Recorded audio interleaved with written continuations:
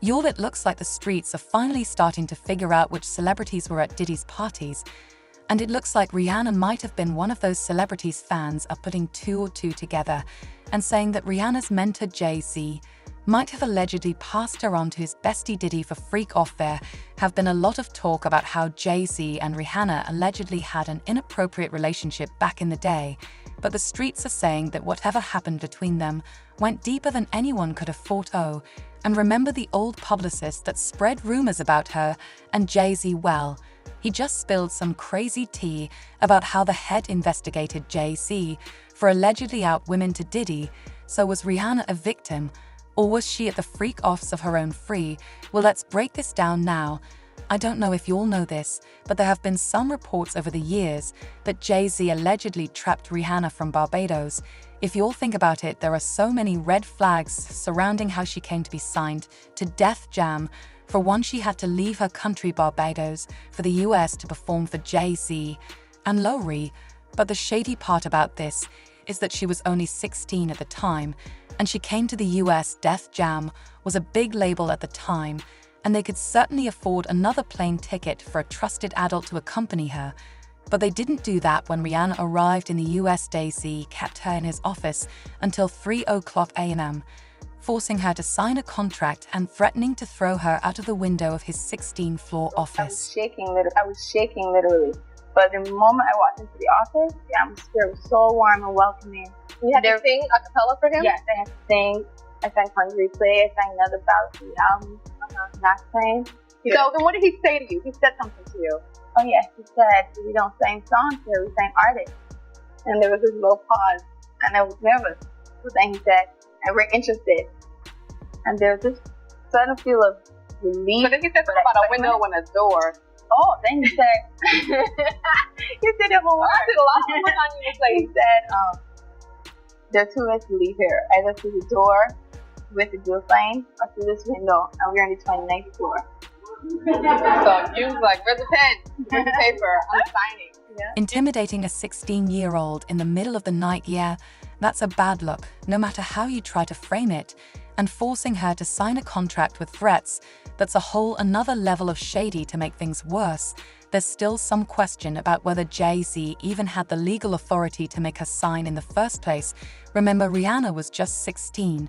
And at that age, you usually need a parent present or guardian to sign any legal documents. Plus, she didn't even have a lawyer, so she might have unknowingly signed away her rights. And if these new claims are legit, she pretty much did. Jaguar Wright was one of the first to speak up, alleging that Jay-Z traded Rihanna from Barbados, using his label as a front. She also accused Jay-Z of allegedly paying Rihanna's father $500,000 when she touched down in the US.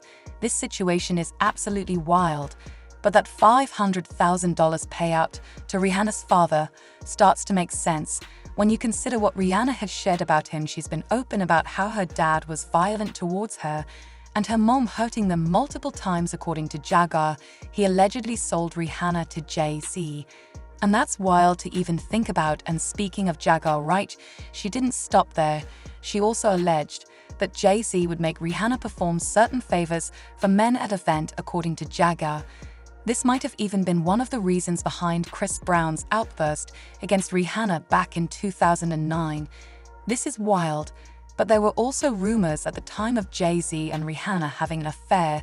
Even though he was with Beyoncé at the time, the rumors quickly turned into a scandal when Rihanna's publicist stepped forward and took responsibility for them. He said, "The PR stunt that I did was out of desperation to help break pond the replay. It was reckless. And I didn't think it was going to work. I was just throwing spaghetti at the wall to see what would stick. I didn't think it would be this big story, but now knowing that people are profiting from speculations and opinions about her really turns my stomach. I'm ashamed that I'm even talking about this. I just want to put this rumor to rest once and for all." However, the publicist came out a couple of weeks ago to deny that he had started the rumors, and he hinted that he had been coerced into taking responsibility to avoid the SC. And if that's not shocking enough, he also revealed that the feds interrogated him a couple of years ago about Jay-Z allegedly using his record label to traffic young women. The publicist wrote, he said, It's time for me to finally set the record straight once and for all, as it's way beyond shocking messy and just flat out crazy AF. Prepare to be blown away as what I have been through over the years involving this historical scandal that needs to be put to bed for good. Yes, heads are going to roll and people will be floored, but the truth needs to be revealed. He continued. One day, unmarked law enforcement card stopped me. These intimidated individuals introduced themselves as a federal task force, and they requested to speak with me, so I followed them to talk, and I was in a complete state of panic as I sat in the desolate makeshift interrogation room. The gravity of the situation became clear to me. They mentioned that they had been keeping a close watch on Jay-Z since he stabbed Lance on Rivera, and he was also being implicated in a VI incident with R. Kelly during their joint tour promoting Jay-Z and R. Kelly's joint album. The officers clarified that they were investigating Jay-Z for allegedly engaging in intimate activity with young Rihanna and transporting her across international borders. They said she wasn't the only one, and there were many others. You'll feel about this situation. Do you think Rihanna was a victim, or was she there out of her free? We'll drop your thoughts in the comments. And then check out this next video, and thanks for watching my video.